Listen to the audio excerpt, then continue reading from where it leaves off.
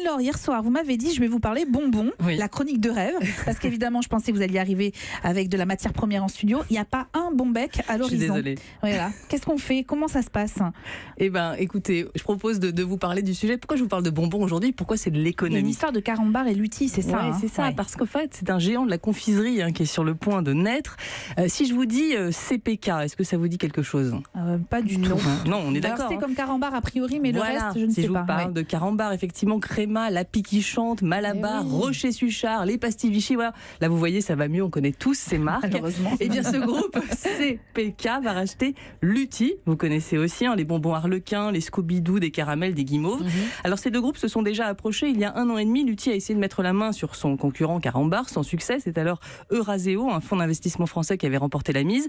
Aujourd'hui, donc, ce sont les retrouvailles. Après le feu vert hier de l'autorité de la concurrence, les deux groupes vont pouvoir officialiser leur mariage. Comment on peut expliquer ce rapprochement?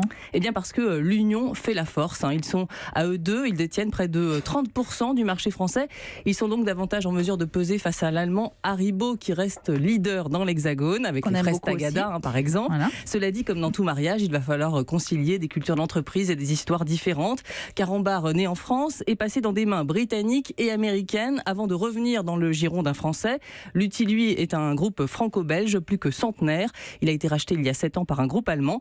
Mais tous deux se retrouvent en tout cas sur l'idée du Made in France. Lutti produit ses bonbons à Bondu, dans le Nord. Alors, quels sont les projets dans les tuyaux? Eh bien, continuer à innover dans ce marché qui bouge, inventer les bonbons de demain plus naturels, mais toujours aussi bons. C'est ce que disait il y a quelques jours sur Europe 1 le PDG de Carambar. Son groupe, tout comme Lutti, ont déjà supprimé le dioxyde de titane. C'est un blanchisseur d'aliments aux effets potentiellement cancérogènes. Ils travaillent aussi sur des bonbons moins sucrés avec des colorants naturels, du radis, de la betterave ou encore de la spiruline. Chez certains bonbons produits par Lutti, on a aussi remplacé le sucre par des fibres de maïs. Alors il faut aller vite, car dans ce marché, tout va très vite. Les concurrents Haribo ou encore Nestlé ont déjà pris le train en marche.